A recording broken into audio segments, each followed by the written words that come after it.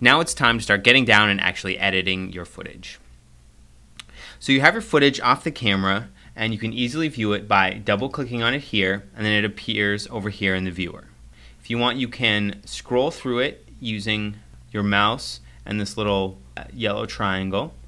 And then if you find a spot that you'd like to actually use in your final movie, when you get to the beginning of that spot, you go down here and select your mark in point, and then you can either continue using the mouse, or you can also play it forward using this play button here. And then when you find the end of your footage, you can then use this to select your out point. Now you can take the footage that you've just selected and bring it down into your timeline where it can be edited. You can do that by clicking on it here and just dragging it down into the timeline. You can either put it on the same line as any previous video footage, or you can put it and layer it on top like this. So as you can see, I already had one clip in the timeline. Now we have two here. The blue bars are our video, and the green bars here that are associated with them are the audio. Now this over here is the toolbar. I'm going to show you the three most important buttons that you're going to use most often when you're actually editing your footage. This one at the top here is called the selection tool. It looks like a little arrow, and what that does is it allows you to obviously select the different clips. Then you can use that to move them around, put them on different tracks. The other function of this tool is to allow you to grow your footage. If you hover over the edge of your clip, the icon changes to these two bars and two arrows.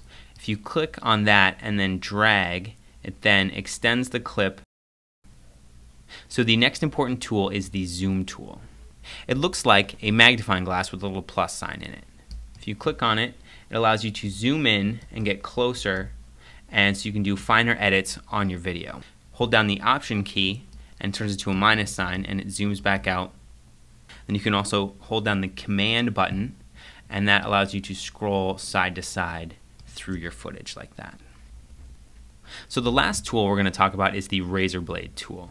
This tool gets its name from back in the day when movies were edited as film strips. They used to use razor blades to cut up the different scenes and put them back together. So what this will allow us to do is, if we hover over somewhere in the middle of the clip, click on it, and now you see there's a line in the middle here denoting that this is now two separate clips that can be edited separately.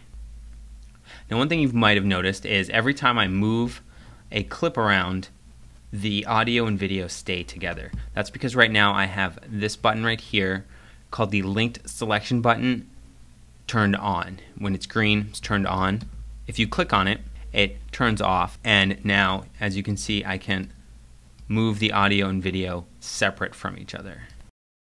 A few different reasons why you might want to do that. You may have someone explaining a procedure in one video clip, and you have them performing the procedure in another video clip. You might want to use the audio from the one and the video from the other and put them together. It also will allow you to stretch your video out, just in case you liked what they were saying here, but not what they were saying here, but you wanted to keep their video going up until the next clip started. So that in essence is all the basic editing tools.